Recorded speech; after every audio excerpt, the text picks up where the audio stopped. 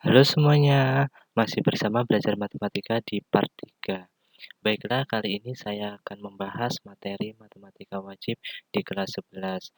Nah, di part 3 ini saya akan menjelaskan materi limit fungsi dengan menggunakan metode perkalian akar sekawan. Nah, di video sebelumnya kita sudah memperdalam memahami limit fungsi dengan menggunakan metode substitusi dan pemfaktoran di part 1 dan part 2. Jadi buat adik-adik semua yang belum melihat video sebelumnya, ada di kolom deskripsi ya di part 1 dan part 2 yang menggunakan metode substitusi dan metode pemfaktoran. Nah, baiklah, di part 3 ini saya akan menjelaskan limit fungsi dengan menggunakan metode perkalian akar sekawan. Nah, buat adik-adik semua, perlu kita ketahui bahwasannya perkalian akar sekawan itu sudah kita pelajari pada waktu kita duduk di kelas 10 di semester 2. Jadi buat adik-adik semua, buka kembali buku matematika di kelas 10, khususnya materinya itu di matematika peminatan, ya, tentang perkalian akar sekawan. Nah, saya akan menjelaskan tentang perkalian akar sekawan, dengan cara mudahnya. Bahwasanya di dalam perkalian akar sekawan itu terdapat banyak sekali jenis-jenisnya, ya. Jadi, saya ambil intinya saja di dalam perkalian akar sekawan itu seperti apa sih? Nah, itu ya. Buat adik-adik semua, perlu kita ketahui perkalian akar sekawan itu tinggal kita mengalihkan suatu akar tersebut. Jadi di dalam bentuk soal itu membentuk soal pecahan. Jadi di salah satu bentuk pecahan tersebut antara penyebut dan pembilangnya pasti nanti di salah satunya ada yang membentuk akar, bahkan ada dua-duanya membentuk akar. Jadi penyebut dan pembilangnya itu sama-sama akar. Jadi mana yang mau dikalikan dengan akar sekawannya? Nah, terus ada lagi jenis perubahan negatif ke positif, ya. Jadi di dalam soal itu ada negatif, maka nanti kita kalikan akar sekawannya itu berubah menjadi positif. Terus kalau soalnya positif, maka kita rubah menjadi negatif. Itu salah satunya cara penyelesaian perkalian akar sekawan. Jadi pada intinya di sini di dalam perkalian akar sekawan yaitu inti dari metode ini yaitu mengalihkan fungsi pada limit dengan akar sekawannya. Kita akan menggunakan contoh limit di atas yang tak dapat dikerjakan dengan menggunakan metode substitusi langsung dan juga metode pemfaktoran. Nah, salah satunya, syarat dari metode perkalian akar sekawan itu sama kayak menggunakan metode substitusi dan pemfaktoran, sama syaratnya, yaitu Fx tidak boleh sama dengan 0. Jika penyebut dan pembilangnya sama-sama 0 atau 0/0, maka kita menggunakan metode yang lain, ya. Karena di part pertama kita sudah membahas ada 3 metode, yaitu pertama metode substitusi, metode pemfaktoran, dan metode perkalian akar sekawan. Nah, itu salah satu kita mengerjakan perkalian akar sekawan. Nah, di sini saya akan memberikan contoh ya, bentuk contoh dalam menggunakan metode perkalian akar sekawan. Nah, di sini ada limit X mendekati min 1, X plus 1 per 1 min akar X plus 2. Nah, jadi di dalam sebuah soal ini membentuk pecahan yang mana pecahan tersebut salah satunya ada yang membentuk akar. Nah, ini tidak bisa kita menggunakan langsung substitusi atau pemfaktoran karena bentuk dari soal tersebut kalau kita substitusikan maka hasilnya yaitu 0/0 ya, kita buktikan yang pembilangnya X plus 1 kalau kita masukkan kita substitusikan X mendekati min 1 maka hasilnya adalah 0. Begitu juga penyebutnya hasilnya 0, maka kita menggunakan cara lain. Nah, cara inilah bentuk soal seperti ini membentuk metode perkalian akar sekawan. Jadi salah satunya ada akarnya antara penyebut dan pembilangnya ya. Nah, ini akarnya masuknya di penyebut ya. Nah, terus lanjut lagi limit X mendekati min 1 X plus 1 per 1 min akar X plus 2, kita kalikan yang ada akarnya. Mana yang ada akarnya? Oh ya, di penyebutnya. Jadi, di sini perubahannya yaitu 1 plus akar X plus 2 per 1 plus akar X plus 2. Nah, tadi sudah dijelaskan bahwasannya perubahan lambang negatif menjadi positif, positif menjadi negatif. Apabila di sini lambangnya positif, maka di sini kita rubah menjadi negatif. Karena di sini lambangnya negatif, maka perubahannya yaitu positif. Nah, selanjutnya kita kalikan saja.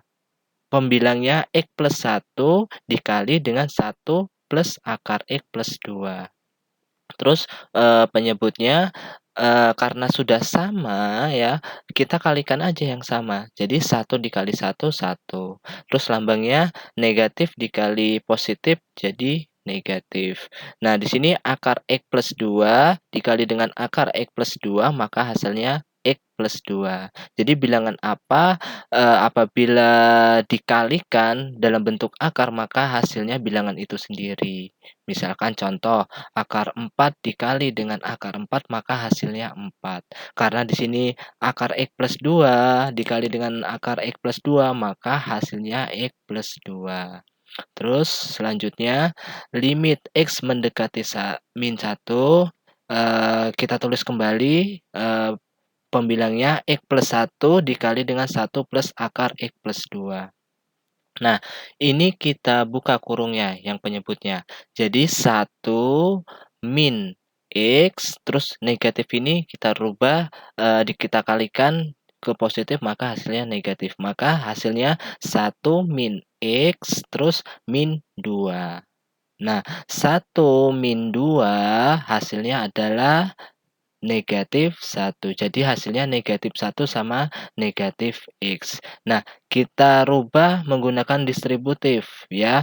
Nah, maka perubahannya yaitu limit X mendekati 1 ya, tulis kembali pembilangnya, terus bawahnya kita rubah ke distributif negatif buka kurung X plus 1 tutup kurung. Kalau kita kalikan lambangnya maka ketemunya negatif X sama negatif 1, sama kayak yang di atas ini. Nah, kalau yang di atas ini kita buka kurungnya, jadi 1 min X, terus min 2, ya. Nah, kenapa di sini positif? Karena kalau negatif ya nggak ketemu nanti sama kayak di atasnya. Makanya di sini kita rubah positif, ya. Kalau kita cari lambangnya, maka sesuai, sinkron sama yang di atasnya.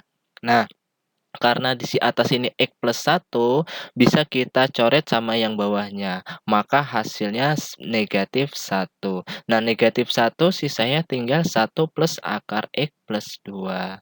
Nah, min, buka kurung 1 plus akar X plus 2, kita masukkan pendekatan dari limit tersebut. Nah, pendekatan variabelnya yaitu X mendekati min 1. Kita masukin aja min 1-nya, ya.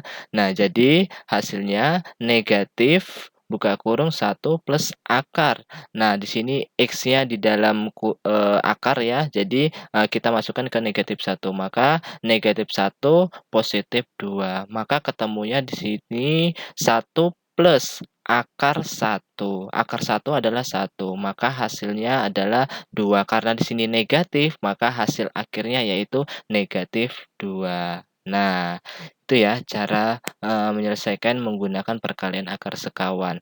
Jadi salah satunya, inti dari metode perkalian akar sekawan itu yaitu mengalihkan yang mana di dalam soal pecahan tersebut ya kita kalikan yang ada akarnya ya. Nah, perhatikan pengerjaan limit di atas.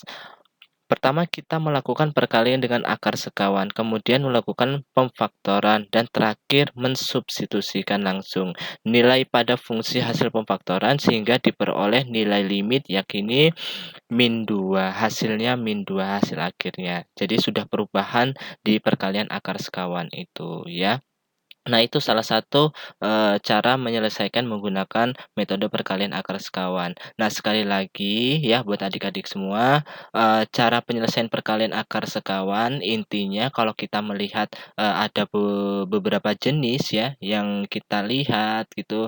Nah, kita ambil kuncinya di situ. Kuncinya yaitu kita mengalihkan yang ada akarnya. Jadi kalau dalam bentuk pecahan ya, jadi kita kalikan akar sekawan itu yang ada akarnya ya, itu salah satunya, kita menggunakan metode perkalian akar sekawan. Nah, jadi buat adik-adik semua yang belum paham silakan, tulis di kolom komentar nanti, insya Allah saya akan menjawabnya pertanyaan-pertanyaan tersebut. Terus buat adik-adik semua yang belum melihat, video sebelumnya di part satu part 2 silakan ada di kolom deskripsi, ya. Eee nanti selanjutnya kita akan membahas, soal-soal dari ketiga metode tersebut, ya. Jadi buat adik-adik semuanya jangan lupa subscribe ya, dan, bunyikan lonceng agar, paham nanti kita tahu materi apa yang kita bahas, ataupun, nanti, saya akan update mengenai metode-metode atau cara mengerjakan materi atau soal yang kita pahami ya, di pelajaran matematika wajib di kelas 11. Ya, baiklah itu saja yang bisa saya sampaikan. Saya akhiri, wassalamualaikum warahmatullahi wabarakatuh.